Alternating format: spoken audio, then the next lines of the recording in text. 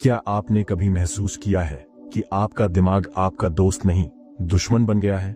रात को सोने जाते हैं, लेकिन दिमाग दौड़ने लगता है। डर, पछतावा, फ्यूचर एंग्जाइटी, ऐसा लगता है जैसे मन एक बेकाबू घोड़ा बन गया हो, जो आपको जहां चाहे ले जाए। आप कुछ कर ही नहीं पा रहे।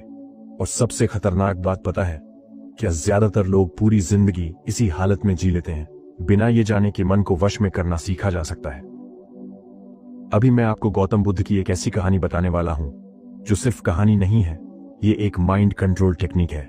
अगर आपने इसे समझ लिया तो डर, एंग्जाइटी और ओवरथिंकिंग की जड़ हिल जाएगी। लेकिन ध्यान से सुनना, क्योंकि वीडियो के आखिरी हिस्से में जो टेक्निकें है वो बुद्ध ने सिर्फ चुनिंदा शिष्यों को सिखाई थी। बुद्ध कहते हैं, मन ही बंधन है और मन ही मुक्ति है।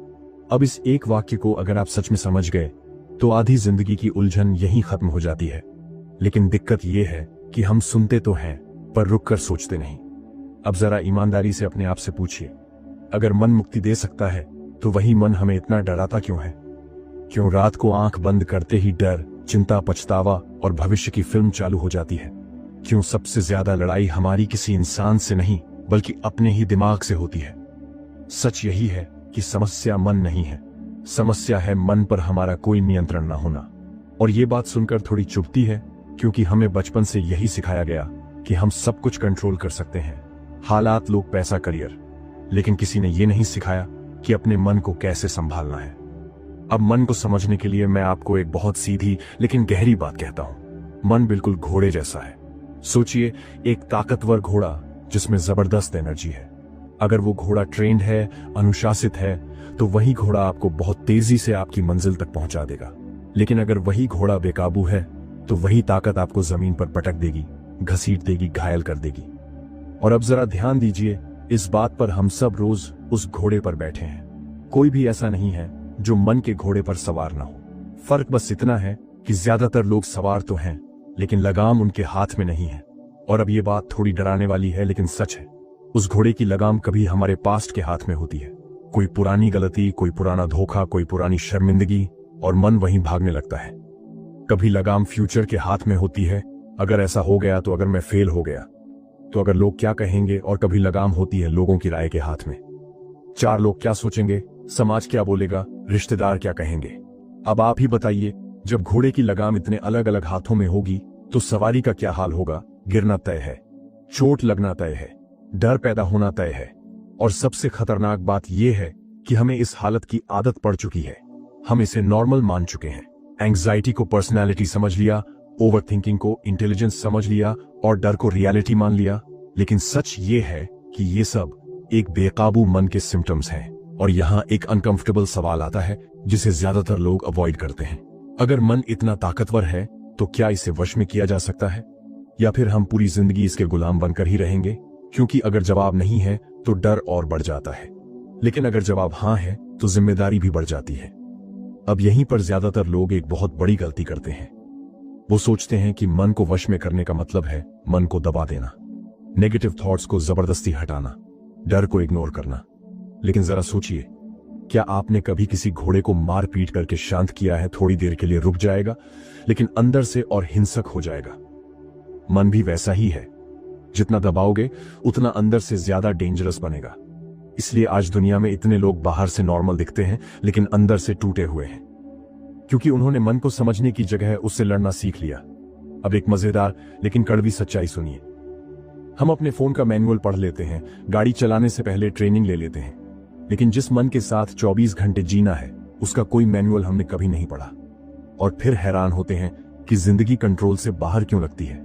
सच तो यह है कि मन कोई दुश्मन नहीं है, मन एक टूल है। लेकिन हर टूल की तरह अगर सही इस्तेमाल नहीं पता तो वही टूल नुकसान पहुंचाता है। चाकू से खाना भी कटता है और उंगली भी। फर्क नॉलेज का है। और अब यहां एक्साइटमेंट वाली बात आती है। बुद्ध ने यह बात 2500 साल पहले समझ ली थी। उस समय जब साइकोलॉजी, न्यूरोसाइंस, थेरेपी कुछ भी नहीं था। उन्होंने देखा कि इंसान की सारी पीड़ा की जड़ बाहर नहीं, अंदर है। राजा हो या भिखारी, डर सबके मन में है। फर्क सिर्फ इतना है कि कोई उसे छुपा लेता है, कोई दिखा देता है। और बुद्ध ने कहा, जब तक तुम मन को नहीं समझोगे तब तक चाहे कितनी भी बाहरी चीजें बदल लो, अंदर का डर खत्म नहीं होगा। अब जरा अपने ऊपर ध्यान दीजिए। कितनी बार ऐसा हुआ है कि सब कुछ ठीक होते हुए भी मन शांत नहीं था। पैसा है, काम है, लोग हैं, फिर भी अंदर बेचैनी है। क्यों? क्योंकि घोड़ा ताकतवर है लेकिन सवार सो रहा है, और जब सवार सोता है तो घोड़ा अपनी मर्जी से भागता है। और फिर हम कहते हैं मेरे बस में नहीं है, मैं ऐसा ही हूं, मेरी किस्मत खराब है। लेकिन सच्चाई यह है कि हमने लगाम पकड़ने की कोशिश ही नहीं की। मन को अगर अभी नहीं समझा तो कल और मुश्किल होगी, क्योंकि जितना समय बेकाबू मन के साथ बिताते हैं उतनी उसकी आदतें मजबूत होती जाती हैं। डर डीप होता जाता है, पैटर्न्स रिजिड हो जाते हैं, और फिर एक दिन ऐसा आता है जब इंसान कहता है अब तो मैं ऐसा ही हूं, और वहीं ग्रोथ रुक जाती है। बुद्ध इसीलिए कहते थे जागो, क्योंकि नींद में सबसे पहले नियंत्रण चला जाता है। अब सवाल वही है, क्या इस घोड़े को वश में किया जा सकता है? जवाब है हां, लेकिन अपने तरीके से नहीं, बुद्ध के तरीके से। और यही वो पॉइंट है जहां कहानी शुरू होती है, क्योंकि बुद्ध ने कभी फिलॉसफी नहीं बेची, उन्होंने प्रैक्टिकल रास्ता दिखाया। उन्होंने मन को समझा, उसे ऑब्जर्व किया और फिर उसे ट्रांसफॉर्म किया। और यही वो कहानी है जो आगे आने वाली है। लेकिन याद रखिए, अगर आपने इसे सिर्फ कहानी की तरह सुना तो कुछ नहीं बदलेगा, और अगर इसे अपने मन पर लागू किया तो शायद पहली बार आपको एहसास होगा कि डर आपका मालिक नहीं है। बस यहीं से असली यात्रा शुरू होती है। एक दिन की बात है, बुद्ध ध्यान में बैठे थे, तभी एक युवक तेज कदमों से उनके पास आया। चेहरा पीला पड़ा हुआ, सांसें तेज, आंखों में डर और बेचैनी साफ दिख रही थी। ऐसा लग रहा था जैसे वो कई दिनों से ठीक से सोया ही ना हो। हाथ हल्के हल्के कांप रहे थे, आवाज में स्थिरता नहीं थी, और बिना किसी भूमिका के उसने सीधा कह दिया, भगवान, मेरा मन मेरे काबू में नहीं है। मैं जो नहीं सोचना चाहता वही सोचता रहता हूं। मैं डरना नहीं चाहता लेकिन डर आ जाता है। मैं शांत रहना चाहता हूं लेकिन मन भागता रहता है। मैं थक गया हूं। अब जरा सोचिए, ये सिर्फ उस युवक की बात थी या आज करोड़ों लोगों की कहानी है?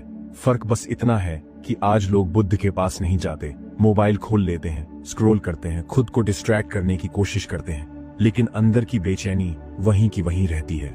बुद्ध ने युवक को देखा। ध्यान दीजिए, उन्होंने कोई लंबा उपदेश नहीं दिया, ना ये कहा कि डरना गलत है, ना ये कहा कि तुम कमजोर हो। वो बस हल्के से मुस्कुराए, और वो मुस्कान ऐसी थी जैसे वो उस युवक की पूरी पीड़ा पहले से जानते हो। फिर बुद्ध ने अचानक एक सवाल पूछा, ऐसा सवाल जिसकी युवक को बिल्कुल उम्मीद नहीं थी। उन्होंने कहा, क्या तुमने कभी घोड़े को ट्रेन किया है? युवक एक पल के लिए चुप हो गया। उसके चेहरे पर कंफ्यूजन साफ था। मन में आया होगा, मैं यहां अपने डर की बात करने आया हूं और ये मुझसे घोड़े की बात कर रहे हैं। आज भी यही होता है, जब कोई हमें सीधा समाधान नहीं देता बल्कि सोचने पर मजबूर करता है तो हमें अजीब लगता है। युवक ने कहा, नहीं भगवान। बुद्ध ने कहा, लेकिन तुमने घोड़े को देखा होगा। युवक ने हां में सिर हिलाया। बुद्ध बोले, जब घोड़ा बेकाबू हो जाता है तो ज्यादातर लोग क्या करते हैं? लगाम को और जोर से खींचते हैं, चिल्लाते हैं, मारते हैं, डराने की कोशिश करते हैं। लेकिन क्या तुम जानते हो, ऐसा करने से घोड़ा शांत होता है या और तेज भागता है? युवक अब ध्यान से सुन रहा था। बुद्ध ने कहा, वो और तेज भागता है क्योंकि डर के साथ ताकत जुड़ जाती है। और फिर बुद्ध ने वही वाक्य कहा जो आज भी उतना ही सटीक है, जिस तरह घोड़े को जोर से खींचोगे वो और तेज भागेगा। मन के साथ भी यही होता है। अब यहां रुककर एक बात समझना बहुत जरूरी है। हम सब यही कर रहे हैं। जब डर आता है हम कहते हैं नहीं डरना है। जब नेगेटिव थॉट आता है हम कहते हैं ये मत सोचो। जब एंजाइटी आती है हम खुद से लड़ने लगते हैं और फिर हैरान होते हैं कि हालत क्यों बिगड़ रही है। असल में हम मन की लगाम को घसीट रहे होते हैं और मन एक बेकाबू घोड़े की तरह और तेज भागने लगता है। जितना आप उसे रोकने की कोशिश करते हैं उतना वो आपको घसीटता है, और यहीं से इंसान खुद को पावरलेस महसूस करने लगता है। डर बढ़ता है और डर के साथ शेम जुड़ जाती है, मुझ में ही कुछ कमी है, मैं इतना वीक क्यों हूं? और ये थॉट सबसे खतरनाक होता है। बुद्ध ने युवक की आंखों में देखा और कहा, तुम्हारी समस्या ये नहीं है कि मन चलता है, तुम्हारी समस्या ये है कि तुम उसे गलत तरीके से रोकना चाहते हो। ये बात सुनकर युवक के चेहरे पर हल्की सी राहत आई, जैसे किसी ने पहली बार कहा हो कि तुम खराब नहीं हो, तुम्हारा मन खराब नहीं है, तुम्हारा तरीका गलत है। और ये सुनना बहुत जरूरी होता है, क्योंकि जब इंसान खुद को दोष देना बंद करता है तभी बदलाव शुरू होता है। अब यहां एक डराने वाली लेकिन सच्ची बात आती है। अगर यही तरीका चलता रहा, अगर मन से लड़ते रहे, तो क्या होगा, मन और चालाक हो जाएगा। वो नए नए डर पैदा करेगा, नई कहानियां बनाएगा। कभी हेल्थ का डर, कभी फ्यूचर का डर, कभी रिश्तों का डर, और इंसान थक जाएगा। कई लोग इसी थकान में कहते हैं अब जो है यही है, और वहीं वो अंदर से हार मान लेते हैं। बुद्ध ये जानते थे, इसलिए उन्होंने शुरुआत में ही ये तोड़ दिया कि मन दुश्मन है। उन्होंने दिखाया कि मन एक शक्ति है, लेकिन बिना समझ के। और अब एक्साइटमेंट वाला हिस्सा ध्यान से सुनिए। बुद्ध ने सिर्फ समस्या नहीं बताई, उन्होंने एक दरवाजा खोला।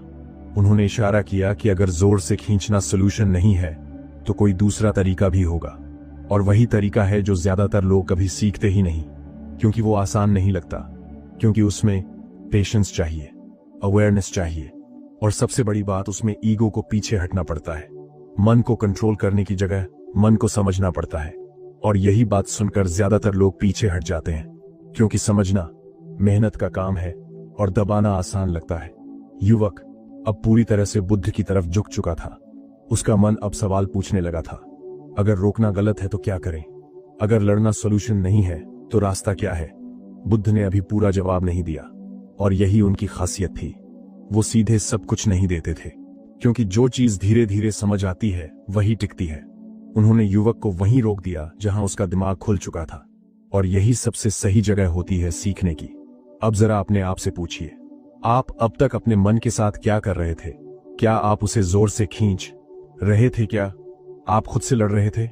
अगर हां, तो ये कहानी सिर्फ कहानी नहीं है, ये आईना है। और इस आईने में देखकर डर लगता है, लेकिन एक्साइटमेंट भी होती है, क्योंकि पहली बार ये एहसास होता है कि शायद गलती मेरी नहीं थी, बस तरीका गलत था। और यहीं एक बड़ा रहस्य छुपा है, जिसे ज्यादातर लोग कभी नहीं समझते। मन को जितना पकड़ने की कोशिश करोगे उतना वो फिसलेगा, और जिस दिन तुम पकड़ना छोड़ दोगे उसी दिन वो रुकने लगेगा। लेकिन ये सुनने में जितना आसान लगता है, करने में उतना ही मुश्किल है। और इसीलिए असली ट्विस्ट अभी बाकी है, क्योंकि अगले चरण में बुद्ध वो बात कहते हैं जो डर की जड़ पर सीधा वार करती है। और अगर आपने वो समझ ली तो मन का घोड़ा पहली बार आपकी तरफ देखने लगेगा। बुद्ध ने उस युवक की तरफ देखा और बहुत शांति से कहा, तुम डर से डर रहे हो। अब जरा इस वाक्य को महसूस कीजिए। सुनने में थोड़ा अजीब लगता है, थोड़ा कंफ्यूजिंग भी, क्योंकि आमतौर पर हम सोचते हैं कि हम किसी घटना से डर रहे हैं, किसी इंसान से डर रहे हैं, फ्यूचर से डर रहे हैं। लेकिन बुद्ध ने सीधा जड़ पर हाथ रखा। उन्होंने कहा, तुम डर से नहीं, डर के आने से डर रहे हो। और यही सबसे बड़ा जाल है, क्योंकि जिस दिन डर आता है उसी दिन हम पैनिक कर जाते हैं। हम कहते हैं फिर आ गया, मुझ में कुछ गड़बड़ है, मैं कभी ठीक नहीं हो पाऊंगा। और इसी पैनिक में डर और बड़ा हो जाता है। अब जरा अपने अनुभव को याद कीजिए। जब पहली बार एंग्जाइटी आई थी तब उतना डर नहीं लगा था, लेकिन जब दूसरी तीसरी बार आई तब डर बढ़ गया। क्योंकि अब डर के साथ एक और डर जुड़ गया था, डराने का डर। और यही वो पॉइंट है जहां इंसान फंस जाता है। अब वो सिर्फ एंग्जाइटी से नहीं लड़ रहा, वो उस पॉसिबिलिटी से लड़ रहा है कि एंग्जाइटी फिर आ सकती है, और ये लड़ाई कभी खत्म नहीं होती। हम डर को भगाने की कोशिश करते हैं। हम कहते हैं ऐसा मत सोचो। हम खुद को डिस्ट्रैक्ट करते हैं, काम में डूब जाते हैं, फोन चला लेते हैं, शराब पी लेते हैं, किसी से बात कर लेते हैं। कुछ देर के लिए राहत मिल जाती है, लेकिन जैसे ही अकेले होते हैं डर फिर लौट आता है, और तब मन कहता है, देखा तुम कमजोर हो। और ये बात भीतर तक चुभती है। हम एंग्जाइटी को दबाते हैं, नेगेटिव थॉट्स को जबरदस्ती हटाने की कोशिश करते हैं, लेकिन जितना हम दबाते हैं उतना वो अंदर जमा होती जाती है। बिल्कुल वैसे ही जैसे प्रेशर कुकर में भाप, ऊपर से शांत है, अंदर से एक्सप्लोसिव। और अब यहां बुद्ध की वो ऑब्जर्वेशन आती है जो उस समय शॉकिंग थी और आज भी उतनी ही अनकंफर्टेबल है। उन्होंने कहा, जिससे तुम लड़ते हो वो और मजबूत हो जाता है। आज मॉडर्न साइकोलॉजी इसे एक्सेप्टेंस पैराडॉक्स कहती है, लेकिन बुद्ध ने ये बिना किसी किताब के, बिना किसी लैब के समझ लिया था। मन का नियम बहुत साफ है, उसे अटेंशन चाहिए, चाहे वो पॉजिटिव हो या नेगेटिव। जब आप डर से लड़ते हैं तो आप उसे पूरी अटेंशन दे रहे होते हैं, और मन अटेंशन से ताकत लेता है। अब जरा इमेजिन कीजिए, आपके कमरे में कोई छोटा सा शोर है। जब तक आप उसे इग्नोर करते हैं वो छोटा लगता है, लेकिन जैसे ही आप कान लगाकर सुनने लगते हैं वही शोर आपको परेशान करने लगता है। डर भी ऐसा ही है, वो शुरुआत में बहुत छोटा होता है, लेकिन जैसे ही आप कहते हैं ये क्यों आ रहा है, ये मेरे साथ ही क्यों होता है, वही डर बड़ा होने लगता है। और फिर मन उस पर कहानी बनाता है। अगर ऐसा हुआ तो, अगर मैं कंट्रोल खो बैठा तो, अगर लोग देख साल किया लेंगे तो, और यही कहानियां डर को राक्षस बना देती हैं। अगर आपने अभी ये नहीं समझा तो डर कल और चालाक होगा। वो रूप बदलता है। आज करियर का डर, कल हेल्थ का डर, परसों रिश्तों का डर। और इंसान सोचता है समस्या बदल रही है, लेकिन असल में समस्या वही है, मन का वही पैटर्न, वही लड़ाई। और यही कारण है कि लोग सालों थेरेपी लेते हैं, किताबें पढ़ते हैं, मोटिवेशनल वीडियोस देखते हैं, लेकिन अंदर का डर पूरी तरह खत्म नहीं होता, क्योंकि वो लड़ते रहते हैं और लड़ाई डर को जिंदा रखती है। अब एक्साइटमेंट वाला हिस्सा ध्यान से सुनिए। बुद्ध ने यहां रुककर एक नया रास्ता दिखाया। उन्होंने कहा अगर लड़ना सोल्यूशन नहीं है तो सोल्यूशन इसका उल्टा है। लेकिन उल्टा करने के लिए हिम्मत चाहिए, क्योंकि उल्टा करने का मतलब है डर से भागना बंद करना, डर को आने देना। और ये सुनते ही मन चिल्लाता है नहीं ये खतरनाक है। लेकिन बुद्ध जानते थे कि जो चीज हम अवॉइड करते हैं वही हमें कंट्रोल करती है, और जिस दिन हम उसे फेस कर लेते हैं उसी दिन उसका कंट्रोल टूटने लगता है। अब जरा अपने आप से पूछिए, जब डर आता है तो आप क्या करते हैं?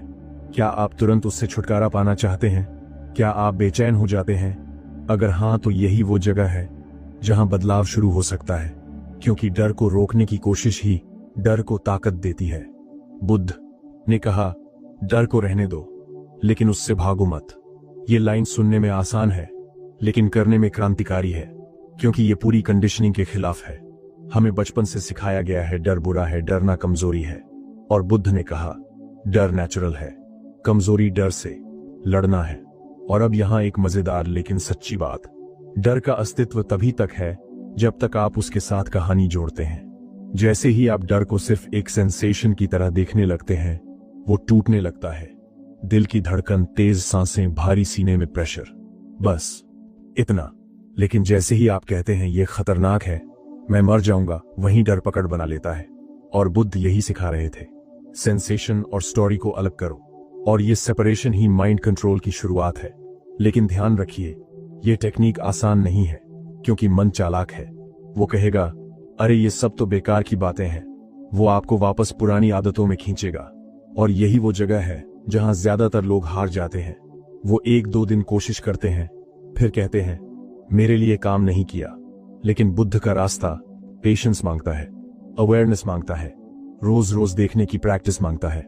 और यहीं से असली माइंड कंट्रोल टेक्निक शुरू होती है। अभी तक आपने सिर्फ ये समझा कि क्या नहीं करना है, आगे आप सीखेंगे कि क्या करना है।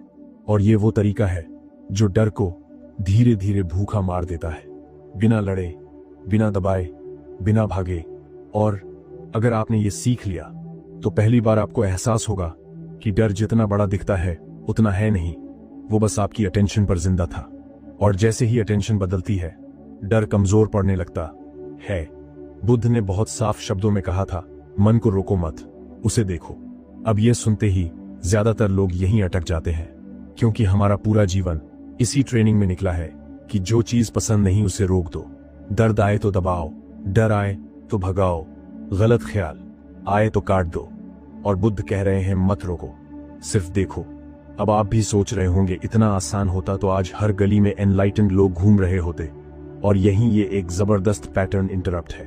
और ईगो को चुप करना मन को सबसे ज्यादा डराता है, क्योंकि ईगो को हमेशा कुछ करना होता है, कुछ ठीक करना, कुछ बदलना, कुछ साबित करना। लेकिन बुद्ध कहते हैं कुछ मत करो, बस देखो। और यही सुनकर मन घबरा जाता है, क्योंकि अगर मैं कुछ नहीं कर रहा तो मेरा कंट्रोल कहाँ है? और यही असली डर छुपा है, कंट्रोल खोने का डर। अब जरा ध्यान से सुनिए, जब बुद्ध कहते हैं देखो तो उसका मतलब ये नहीं कि आप आंख बंद करके बैठे रहें और कोई जादू हो जाए। देखने का मतलब है अवेयरनेस, जागरूकता। जैसे आप सड़क पर खड़े होकर ट्रैफिक देखते हैं, गाड़ियां आ रही हैं, जा रही हैं। आप किसी गाड़ी के पीछे दौड़ नहीं रहे, नहीं उसे रोकने की कोशिश कर रहे हैं, आप बस देख रहे हैं। उसी तरह जब मन में डर आए तो बस देखो, कहो अच्छा डर आया है, बस इतना। न ये सोचो कि क्यों आया, न ये कि कब जाएगा, न ये कि ये सही है या गलत। क्योंकि जैसे ही आपने सवाल पूछे, आप देखने से हटकर कहानी में घुस गए। और यहां एक बहुत बड़ी गलती होती है। लोग कहते हैं मैं तो देख रहा हूं, लेकिन असल में वो जज कर रहे होते हैं। वो कहते हैं ये डर बुरा है, ये नहीं आना चाहिए मैं इतना वीक क्यों हूं। ये देखना नहीं है, ये रिएक्शन है, और रिएक्शन मन का फेवरेट खेल है। बुद्ध का पहला चरण रिएक्शन से बाहर निकलना है, क्योंकि रिएक्शन ही वो ईंधन है जिस पर डर चलता है। अब डर आता है, मान लीजिए दिल तेज धड़कने लगता है, सांस भारी लगती है, पेट में अजीब सा खालीपन। आमतौर पर हम क्या करते हैं, हम कहते हैं ओह नो, फिर शुरू हो गया, और यहीं से कहानी शुरू होती है। बुद्ध कहते हैं यहीं रुक जाओ, सिर्फ इतना कहो, अच्छा दिल तेज धड़क रहा है, अच्छा सांस भारी है, अच्छा डराया है, बस फैक्ट्स, कोई लेबल नहीं, कोई कंक्लूजन नहीं। और ये सुनने में छोटा लगता है, लेकिन मन के लिए ये बहुत बड़ा झटका होता है, क्योंकि मन आदत का गुलाम है। उसे ड्रामा चाहिए, उसे रिएक्शन चाहिए, और जब आप रिएक्शन नहीं देते तो वो कंफ्यूज हो जाता है। अब यहां एक्साइटमेंट वाली बात सुनिए, जिस पल आप डर को देखने लगते हैं उसी पल आप डर नहीं रहते, आप ऑब्जर्वर बन जाते हैं, और ऑब्जर्वर कभी डर नहीं हो सकता। डर एक ऑब्जेक्ट बन जाता है और आप सब्जेक्ट बन जाते हैं। लेकिन ईगो को ये बहुत पसंद नहीं आता। ईगो कहता है ये सब बेकार है, कुछ करो, और यही ज्यादातर लोग हार जाते हैं, क्योंकि ईगो बहुत कन्विंसिंग होता है। वो कहेगा तुम समय बर्बाद कर रहे हो, ये काम नहीं करेगा, चलो कुछ और ट्राई करते हैं। और अगर आप ईगो की सुन लेते हैं तो आप फिर पुराने पैटर्न में लौट जाते हैं। बुद्ध इसलिए कहते थे पेशेंस, क्योंकि मन को नया तरीका समझने में समय लगता है। वो सालों से रिएक्शन में जी रहा है, अब आप उससे कह रहे हो बस देखो, वो रेजिस्ट करेगा, डर और तेज होगा। और यही लोग कहते हैं देखो डर तो बढ़ गया, लेकिन असल में डर नहीं बढ़ा, आपकी अवेयरनेस बढ़ गई है। पहले भी डर था, बस आप उससे भाग रहे थे, अब आप उसे फेस कर रहे हो, और फेस करने में करेज लगता है। अगर आप अभी देखना नहीं सीखेंगे तो कल डर आपको देखेगा, मतलब डर आपकी जिंदगी के फैसले लेगा। आप क्या करोगे, क्या नहीं करोगे, किससे मिलोगे, किससे नहीं। डर धीरे धीरे आपका मालिक बन जाता है, और बुद्ध का पहला चरण यही इस चेन को तोड़ता है। वो कहता है बस देखो, क्योंकि देखने से ओनरशिप बदलती है। डर अब आपका मालिक नहीं रहता, वो एक घटना बन जाता है। अब एक बहुत सटल लेकिन पावरफुल पॉइंट, जब आप कहते हैं अच्छा डर आया है, तो आप अनकॉन्शियसली ये मान रहे होते हैं कि डर आया है और जाएगा भी। आपने उसे स्थायी नहीं बनाया। आपने ये नहीं कहा कि मैं डर गया हूं, आपने कहा डर आया है। और भाषा बहुत पावरफुल होती है, भाषा से ही पहचान बनती है। और बुद्ध जानते थे कि जब तक आप खुद को डर समझते रहेंगे डर जाएगा नहीं, लेकिन जिस दिन आप डर को देखने लगते हैं उस दिन डर आपकी पहचान नहीं रहता। और यहां एक मजेदार ऑब्जर्वेशन, डर को देखकर कई बार वो और जोर से आता है। मन टेस्ट करता है, जैसे बच्चा देखता है कि मम्मी पापा सच में इग्नोर कर रहे हैं या नहीं। अगर आप डर को देखकर घबरा गए तो मन कहेगा देखा ये खतरनाक है, लेकिन अगर आप टिके रहे, शांत रहे, तो मन को सिग्नल जाता है कि इसमें कुछ खास नहीं है, और धीरे धीरे डर की इंटेंसिटी गिरने लगती है, बिना किसी फाइट के। लेकिन मैं आपको एक बात साफ बता दूं, ये टेक्निक इजी नहीं है, ये शॉर्टकट नहीं है, ये कोई इंस्टेंट मैजिक नहीं है, ये डिसिप्लिन है, रोज रोज प्रैक्टिस है, बार बार खुद को ऑब्जर्वर में लाना है। और इसी वजह से ज्यादातर लोग इसे छोड़ देते हैं, क्योंकि ईगो को रिजल्ट जल्दी चाहिए। लेकिन बुद्ध का रास्ता गहरा है, टिकाऊ है, और जो इसे पकड़ लेता है वो अंदर से बदल जाता है। और अभी ये सिर्फ पहला चरण है, अभी आपने सिर्फ देखना सीखा है, अभी आपने लगाम को हाथ नहीं लगाया, बस घोड़े को ऑब्जर्व किया है। असली खेल दूसरे चरण में है। वहां बुद्ध बताते हैं कि ऑब्जर्वर कैसे स्टेबल बनता है, और वहीं से मन सच में कंट्रोल में आना शुरू करता है। लेकिन उसके लिए पहला चरण ईमानदारी से करना पड़ेगा, नहीं तो आगे का दरवाजा खुलता ही नहीं। अब बुद्ध ने जो अगली बात कही वो सुनने में साधारण लगती है, लेकिन असर में बेहद गहरी है। उन्होंने कहा मन को ऑब्जेक्ट बनाओ, सब्जेक्ट नहीं। अब जरा रुककर सोचिए, हम पूरी जिंदगी क्या करते आए हैं? हम कहते हैं मैं डर गया हूं, मैं परेशान हूं, मैं कंफ्यूज्ड हूं। मतलब साफ है, हम खुद को मन के साथ एक मान लेते हैं, जो मन में चलता है वही हम बन जाते हैं, और यहीं से सारा खेल बिगड़ता है। बुद्ध ने कहा तुम मन नहीं हो, तुम वो हो जो मन को देख रहा है। और ये फर्क समझ में आ गया तो घोड़े की लगाम अपने आप हाथ में आने लगती है। अब इसे बहुत सिंपल भाषा में समझिए। सड़क पर एक घोड़ा तेजी से भाग रहा है, धूल उड़ रही है, लोग इधर उधर भाग रहे हैं। अगर आप उस घोड़े पर बैठे हो तो डर स्वाभाविक है, लेकिन अगर आप फुटपाथ पर खड़े होकर देख रहे हो तो घोड़ा चाहे जितना तेज भागे वो आपको चोट नहीं पहुंचा सकता। बस यही फर्क है सब्जेक्ट और ऑब्जेक्ट का। जब आप मन के अंदर फंसे होते हैं तो हर थॉट, हर डर आपको घसीटता है, लेकिन जब आप ऑब्जर्वर बन जाते हैं तो वही थॉट एक घटना बन जाता है। कुछ आया कुछ गया, अब जय मोमेंट हैंडे। यहाँ एक बहुत इंपॉर्टेंट बात है, ऑब्जर्वर बनना कोई कल्पना नहीं है। ये कोई सोच लो कि मैं ऑब्जर्वर हूं वाला खेल नहीं है। ये एक डायरेक्ट एक्सपीरियंस है। जैसे अभी आप मेरी आवाज सुन रहे हैं, आप आवाज नहीं हो, आप सुनने वाले हो। उसी तरह जब डर आता है और आप कहते हैं अच्छा डर आया है, उसी पल आप ऑब्जर्वर बन जाते हैं। और जैसे ही ऑब्जर्वर पैदा होता है, मन की स्पीड अपने आप कम होने लगती है, क्योंकि मन अटेंशन पर चलता है। और अब अटेंशन कहानी से हटकर देखने पर आ गई है। और यही वो जगह है जहां एक्साइटमेंट शुरू होती है। आप नोटिस करेंगे कि डर पूरी ताकत से टिक नहीं पाता। वो आता है, थोड़ी देर रहता है और फिर हल्का पड़ने लगता है। एंजाइटी पहले जैसी ओवरवेलमिंग नहीं रहती। और यहां माइंड को सबसे बड़ा शॉक लगता है, क्योंकि माइंड सोचता है ये तो भाग नहीं रहा, लड़ भी नहीं रहा, फिर भी मैं क्यों शांत हो रहा हूं। और यही वो जगह है जहां कंट्रोल बिना लड़ाई के शुरू होता है। अब यहां एक मजेदार बात समझिए, मन को पता ही नहीं चलता कि उसे कंट्रोल किया जा रहा है, क्योंकि आप उसे दबा नहीं रहे, आप उससे लड़ नहीं रहे, आप उसे मैनिपुलेट नहीं कर रहे, आप बस अलग खड़े हो गए हैं। बिल्कुल वैसे ही जैसे बच्चे को खेल खेल में सिखाया जाता है।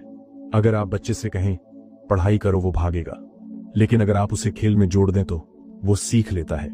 मन भी ऐसा ही है। जब आप उसे कंट्रोल करने की कोशिश करते हैं वो रेजिस्ट करता है, लेकिन जब आप ऑब्जर्वर बन जाते हैं वो खुद एडजस्ट होने लगता है। अगर आप इस फर्क को अभी नहीं समझे तो मन हमेशा आपको अपनी पहचान में फंसा कर रखेगा। आप उसे अंधों में साला गरुड़ में कहेंगे मैं ऐसा ही हूं, मैं ओवरथिंकर हूं, मुझे डर लगता ही है। और जब आप खुद को ऐसा लेबल दे देते हैं तो बदलाव का दरवाजा बंद हो जाता है। बुद्ध इसलिए बार बार कहते थे पहचान बदलो, तुम डर नहीं हो, तुम डर को देख रहे हो। और जिस दिन ये पहचान क्लियर हो जाती है उसी दिन मन की पकड़ ढीली पड़ने लगती है। लेकिन अब आता है सबसे डेंजरस पार्ट, और ये वो जगह है जहां ज्यादातर लोग फिसल जाते हैं। जब आप ऑब्जर्वर बनने लगते हैं और मन थोड़ा शांत होने लगता है तो ईगो सिर उठाता है। ईगो कहता है देखा, मैं काबू में ले आया। और यही सबसे बड़ा खतरा है, क्योंकि जिस पल आप कहते हैं मैंने कंट्रोल कर लिया, उसी पल आप फिर मन के साथ आइडेंटिफाई कर लेते हैं। ऑब्जर्वर गिर जाता है और घोड़ा फिर से तेज भागने लगता है।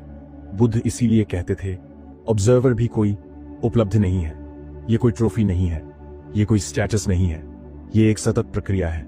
हर पल वापस ऑब्जर्वर में लौटना पड़ता है, क्योंकि मन बहुत चालाक है। वो आपको सटल तरीके से फिर अंदर खींच लेता है, कभी प्राइड के जरिए, कभी फ्रस्ट्रेशन के जरिए। और अगर आप जागरूक नहीं रहे तो आप फिर सब्जेक्ट बन जाते हैं। और यहां एक डराने वाली सच्चाई, जितना ज्यादा आप ऑब्जर्वर बनने की प्रैक्टिस करते हैं उतना ही मन आखिरी बार पूरी ताकत लगाता है। जैसे कोई घोड़ा जो आखिरी बार पूरी रफ्तार से भागता है। डर अचानक तेज हो सकता है, थॉट्स और लाउड हो सकते हैं, और यही लोग कहते हैं ये तो उल्टा हो गया। लेकिन असल में ये रेजिस्टेंस का आखिरी चरण है। अगर आप यहां टिक गए, अगर आप ऑब्जर्वर बने रहे, तो मन को हार माननी पड़ती है, क्योंकि उसे अब फ्यूल नहीं मिल रहा। और यहीं से असली ट्रांसफॉर्मेशन शुरू होती है। आप नोटिस करेंगे कि डर आने के बावजूद आप काम कर पा रहे हैं, एंजाइटी के बावजूद आप प्रेजेंट रह पा रहे हैं। और ये कोई सप्रेशन नहीं है, ये फ्रीडम है, क्योंकि अब डर आपकी जिंदगी को डिक्टेट नहीं कर रहा, वो बस एक बैकग्राउंड नॉइज बन गया है। और ये वही जगह है जहां बुद्ध कहते थे अब लगाम तुम्हारे हाथ में है। घोड़ा अभी भी ताकतवर है, लेकिन अब वो तुम्हें गिरा नहीं सकता। लेकिन कहानी अभी खत्म नहीं हुई है, क्योंकि एक आखिरी ट्रैप बाकी है। और वो ट्रैप इतना सटल है कि बड़े बड़े साधक भी उसमें फंस जाते हैं। अगले चरण में बुद्ध उसी ट्रैप की बात करते हैं। और अगर आपने वो समझ लिया तो मन पर नियंत्रण स्थायी होने लगता है, नहीं तो सब कुछ फिर से शुरू हो सकता है। बुद्ध ने जिस तीसरे चरण की चेतावनी दी थी वो बाहर से नहीं आता, वो अंदर से आता है। और इसी वजह से वो सबसे ज्यादा खतरनाक है। बुद्ध ने कहा था जब मन शांत होने लगे तो ईगो बोलेगा मैंने काबू में ले आया। अब जरा इस लाइन को समझिए। आपने पहले चरण में देखना सीख लिया, दूसरे चरण में ऑब्जर्वर बनना शुरू किया। मन की स्पीड थोड़ी कम हुई, डर पहले जितना तेज नहीं रहा, और यही ईगो जागता है। ईगो कहता है देखा, मैं सही था, मैं कर सकता हूं, अब मैं मास्टर हूं। और ये सुनने में पॉजिटिव लगता है, मोटिवेशनल लगता है, लेकिन यही सबसे बड़ा ट्रैप है। क्योंकि जिस दिन आप कहते हैं मैंने कंट्रोल कर लिया, उसी दिन आप फिर से मन के साथ आइडेंटिफाई कर लेते हैं। अब कंट्रोल करने वाला भी मन ही है, अब ऑब्जर्वर गिर चुका है और घोड़ा फिर से बेकाबू हो जाता है। फर्क बस इतना है कि अब वो पहले से ज्यादा चालाक होता है। पहले डर सीधे आता था, अब वो स्पिरिचुअल ईगो के रूप में आता है। मैं अब अलग हूं, मैं अब दूसरों से ज्यादा समझदार हूं। और यहीं ज्यादातर लोग हार जाते हैं। बाहर से शांत दिखते हैं, अंदर से फिर फंसे होते हैं। बुद्ध इसीलिए बहुत साफ शब्दों में कहते हैं, कोई जीत नहीं है, कोई हार नहीं है, बस जागरूकता है। क्योंकि जीत हार की भाषा ईगो की भाषा है। ईगो को हमेशा कुछ हासिल करना होता है, कोई लेवल, कोई स्टेटस, कोई पहचान। और जैसे ही आप मन को जीतने की चीज बना देते हैं, मन वापस सेंटर में आ जाता है। और जो चीज सेंटर में होती है वही कंट्रोल करती है। बुद्ध ने मन को सेंटर से हटाया, उन्होंने अवेयरनेस को सेंटर में रखा। अब यहां एक डराने वाली लेकिन सच्ची बात, अगर आप इस ट्रैप को नहीं समझे तो आप सालों तक मेडिटेशन कर सकते हैं, टेक्निक्स बदल सकते हैं, लेकिन अंदर कहीं ना कहीं फ्रस्ट्रेशन रहेगा। क्योंकि आप रिजल्ट चाहते रहेंगे, आप कंपेयर करेंगे। आज मन शांत था, कल नहीं था। और यही कंपैरिजन फिर से स्ट्रगल पैदा करता है। और स्ट्रगल का मतलब है मन वापस एक्टिव। बुद्ध ने कहा, समझो, मत नापो, मत कंपेयर करो, बस देखो। और अब एक्साइटमेंट वाली बात, जब आप इस तीसरे चरण को समझ लेते हैं तो एक अजीब सा हल्कापन आता है। अब आपको शांत होने की जिद नहीं रहती, डर आने पर पैनिक नहीं होता, क्योंकि अब कोई ईगो नहीं है जो कहे ये नहीं आना चाहिए।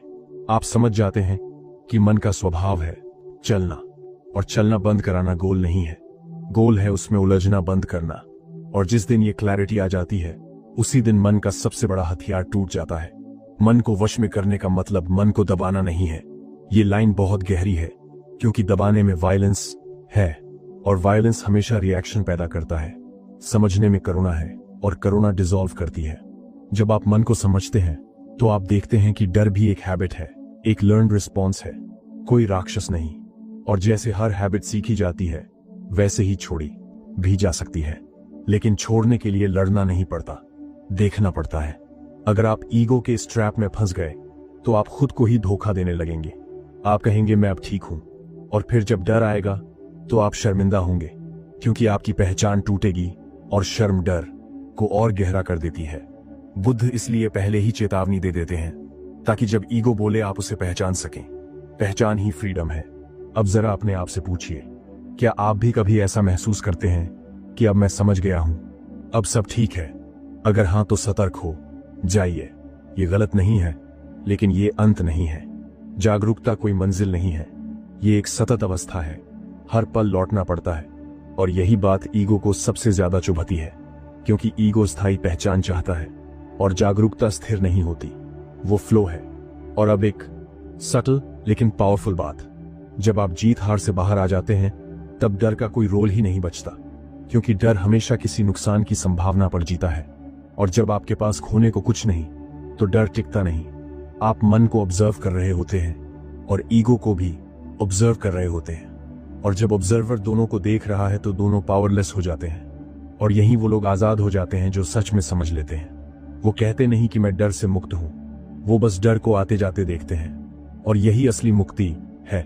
कोई दावा नहीं, कोई घोषणा नहीं, कोई बैज नहीं, बस शांति। और ये शांति जोर से नहीं बोलती, ये भीतर उतर जाती है। अब सवाल यही है, क्या आप मन को जीतना चाहते हैं या उसे समझना चाहते हैं? क्योंकि जीतने की चाह आपको फिर से उसी जाल में ले जाएगी, और समझने की चाह आपको धीरे धीरे आजाद करेगी। बुद्ध ने रास्ता दिखा दिया, अब चुनाव आपका है। अब ये सब सुनने के बाद कहानी खत्म नहीं होती। असली सवाल अब शुरू होता है, क्योंकि अब गेंद आपके पाले में है। इस वीडियो को सुनकर आपके पास सच में दो ही रास्ते हैं। पहला रास्ता बहुत फेमिलियर है, वीडियो बंद करना, थोड़ा अच्छा महसूस करना, और फिर कल वही सुबह वही भागता हुआ दिमाग, वही डर, वही एंजाइटी, वही ओवरथिंकिंग। कुछ नया नहीं, बस वही पुराना पैटर्न। और सच बोलूं तो ज्यादातर लोग यही रास्ता चुनते हैं, इसलिए नहीं कि वो बदलना नहीं चाहते, बल्कि इसलिए क्योंकि बदलना अनकंफर्टेबल होता है। मन पुरानी आदतों में ही सुरक्षित महसूस करता है, भले ही वो आदतें आपको अंदर से खा रही हों। दूसरा रास्ता थोड़ा डरावना है, लेकिन यही रास्ता आजादी की तरफ जाता है। दूसरा रास्ता है आज से सिर्फ ऑब्जर्व करना शुरू करना। कोई बड़ा संकल्प नहीं, कोई भारी भरकम प्रॉमिस नहीं, बस एक छोटा सा एक्सपेरिमेंट। अगली बार जब मन भागे, अगली बार जब डर आए, अगली बार जब चेस्ट में वो फेमिलियर सा प्रेशर महसूस हो, तो उसे पकड़ने मत। दौड़ना, उसे ठीक करने मत बैठना, उसे भगाने की कोशिश मत करना, बस देखना। और हाँ, ये सुनने में जितना सिंपल लगता है करने में उतना ही चैलेंजिंग है, क्योंकि उस पल मन चीखेगा, वो कहेगा कुछ करो, ये खतरनाक है, और वहीं आपकी परीक्षा है। याद रखना, घोड़ा आपका दुश्मन नहीं है, वो बस एनर्जी है। वही एनर्जी आपको गिराती भी है और वही एनर्जी आपको आगे भी बढ़ा सकती है। फर्क सिर्फ सवार का है। और अब तक क्या हुआ था? घोड़ा ताकतवर था, लेकिन सवार सोया हुआ था। आज पहली बार सवार जाग रहा है, और जागने का मतलब ये नहीं कि अब सब शांत हो जाएगा। जागने का मतलब है अब आप देख पा रहे हैं, और देखने वाला कभी हेल्पलेस नहीं होता। अब एक बहुत ईमानदार बात, शुरुआत में कुछ खास महसूस नहीं होगा। शायद लगेगा कि कुछ भी चेंज नहीं हुआ, शायद डर फिर आए, शायद थॉट्स फिर भागे, और यही ज्यादातर लोग कहते हैं ये काम नहीं करता। लेकिन सच ये है कि बदलाव अंदर बहुत सटल तरीके से शुरू होता है। पहले आप डर को आने से पहले पहचानने लगते हैं, फिर आप डर के बीच में भी थोड़ी जगह महसूस करने लगते हैं, और फिर एक दिन आप नोटिस करते हैं कि डर आता तो है, लेकिन अब वो पूरे दिन पर कब्जा नहीं करता। और ये कोई चमत्कार नहीं है, ये प्रैक्टिस का रिजल्ट है। अब अर्जेंसी समझिए। अगर आपने आज ऑब्जर्व करना शुरू नहीं किया तो मन कल और चालाक होगा। वो नए डर ढूंढ लेगा, नई कहानियां बना लेगा, और आप फिर वही कहेंगे मेरे पास टाइम नहीं है। लेकिन सच ये है कि मन को ऑब्जर्व करने के लिए एक्स्ट्रा टाइम नहीं चाहिए। ये तो उसी समय होता है जब डर आता है। बस फर्क इतना है कि पहले आप डर के साथ बह जाते थे, अब आप उसे देखते हैं। और अब एक्साइटमेंट वाली बात, जिस दिन आप सच में ऑब्जर्वर बनना शुरू करते हैं, उस दिन आपको एहसास होता है कि जिंदगी पहली बार थोड़ी स्पेशियस लग रही है। जैसे दिमाग बारे के अंदर थोड़ा स्पेस बन गया हो, और उस स्पेस में आप सोच समझकर रिस्पॉन्स दे सकते हैं। अब जिंदगी ऑटो पायलट पर नहीं चल रही, और यही असली पावर है, कंट्रोल नहीं, क्लैरिटी। मैं आपसे कोई अंधा विश्वास नहीं मांग रहा, मैं आपसे बस इतना कह रहा हूं, खुद पर एक्सपेरिमेंट करके देखिए। अगले 24 घंटे में बस एक बार जब मन भागे तो बस कहिए अच्छा मन भाग रहा है, और रुक जाइए बस 10 सेकंड और देखिए क्या होता है। शायद कुछ नहीं होगा, और शायद बहुत कुछ बदलना शुरू हो जाए, लेकिन बिना देखे आप जान नहीं पाएंगे।